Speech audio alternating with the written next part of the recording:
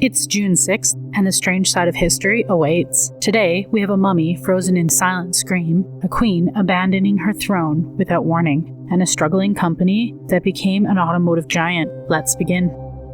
On June 6, 1886, archaeologist Gaston Maspero unwrapped a mummy unlike any he had ever seen. The body had been hidden among Egyptian royalty, but it had not been treated like royalty. His mouth hung open in a frozen scream. Its face looked twisted in agony, and instead of sacred linen, the corpse had been wrapped in animal skin, something the ancient Egypts considered ritually unclean. Even stranger, the coffin had no name, no carvings, titles, or prayers. To the Egyptians, this was more than a burial. It was a punishment. If your name was erased, your soul would be erased with it. For years, no one knew who the screaming mummy was. Then, modern scans and ancient trial records pointed to a chilling answer. He may have been Prince Pentar, the son of Pharaoh Ramses III. Around 1155 BC, a deadly plot unfolded inside the royal palace. One of the pharaoh's wives, Queen Tai, wanted her own son on the throne. Conspirators gathered in secret. Servants and officials were accused of joining into the scheme. For centuries, historians believed the plan failed, but scans of Ramses III revealed the truth. The king had been murdered,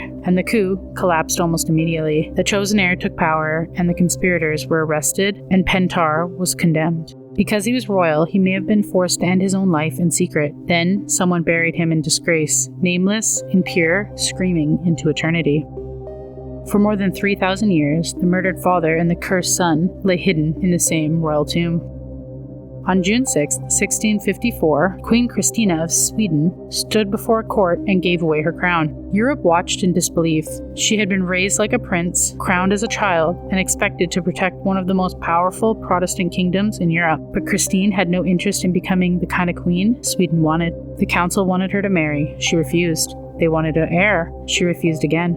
And in secret, Christina made a choice that could destroy her reign. She had turned towards Catholicism, in a kingdom where Lutheranism was not just a faith, it was law. So, one by one, symbols of power were removed from her, and when officials hesitated to take off her crown, she reached up and removed it herself. She then walked away from the throne, and almost immediately she disappeared. Dressed in men's clothing and traveled under an assumed name, she crossed Europe like a fugitive from her own life. She set out to reinvent herself. In Rome, the former queen became a scandal, a celebrity, and a patron of artists, thinkers, and musicians. She lived by her own rules in a world that tried to cage her. And when she passed, she was buried in the Vatican grottos, one of the very few women given that honor.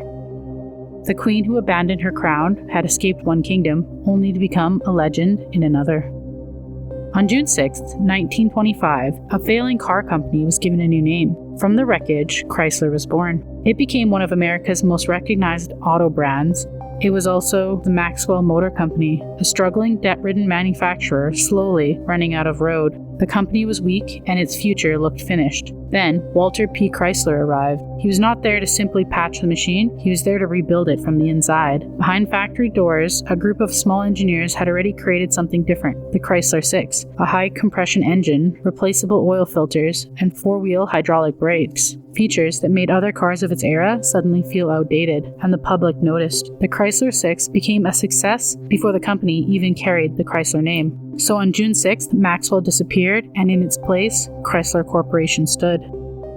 As a failing company pulled back from the edge, it was rebuilt into something powerful enough to change American roads. Another day, another strange bite from history. Like, comment, and subscribe. Your next eerie dose is just a day away.